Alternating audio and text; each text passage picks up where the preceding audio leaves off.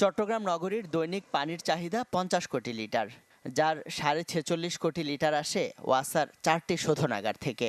এর মধ্যে 28.5 কোটি লিটার কর্ণফুলী আর 18 কোটি লিটারের উৎস হালদা নদী। ওয়াসার এই দুই উৎসে গত কয়েক বছর ধরে নিচে নামছে পানির স্তর।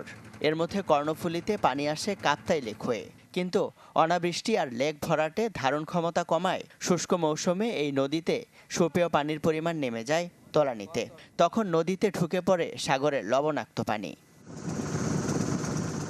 হালদার অবস্থাও একই। নদীর কয়েকটি স্থানে রাবার ড্যাম আর স্লুইস গেটের পাশাপাশি বৃষ্টিপাত কমে যাওয়ায় পানি থাকে কম। ফলে শুষ্ক মৌসুমে সাগরের লবণাক্ত পানি ঢুকে পড়ে নদীর মদুনাঘাট ও মোহরা শোধনাগারের পানি সংগ্রহের পয়েন্টে।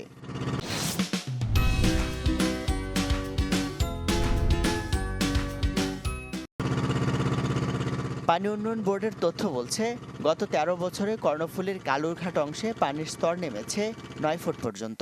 আর ওয়াসার পানি সংগ্রহের স্থান রাঙ্গুনিয়ার পোমরায় গত 4 বছরে স্তর নেমেছে 4.25 ফুট। ফলে শুষ্ক মৌসুমে পানি সরবরাহ ব্যাহত হচ্ছে ওয়াসার। ক্লাইমেট চেঞ্জের যে ইফেক্টটা, এই ইফেক্টের কারণে আসলে আমাদের ওই যে পানির স্তর উঠানামা যেটার কথা বলতেছি, সেটা কিন্তু আপনার বড় ধরনের একটা ইফেক্ট পড়তেছে সেখানে। ড্রেজিং না হওয়ায় পলি জমে কর্ণফুলী নদীর গভীরতা কমছে। এতে পানির ধারণ ক্ষমতা কমছে প্রতিনিয়ত। তাতে শুষ্ক মৌসুমে উজানে কাপ্তাই লেক থেকে পর্যাপ্ত পানি না আসায় সংকট হচ্ছে তীব্র। পানির যে প্রাকৃতিক যে সোর্সগুলো কমে যাচ্ছে, যেমন আবার নদীর ব্যাড লেভেলগুলো উঁচু হয়ে যাচ্ছে। তাহলে সেক্ষেত্রে আমাদের সুপেয় পানির একটা মারাত্মক একটা ক্রাইসিস সামনে আমরা হয়তোবা সম্মুখীন হতে পারি। ওয়াসা বলছে, জরুরি ভিত্তিতে কাপ্তাই লেক ও নদীর ড্রেজিং না হলে পানি নিয়ে চরম দুর্যোগ অপেক্ষা করছে নগরীর 70 লাখ মানুষের জন্য।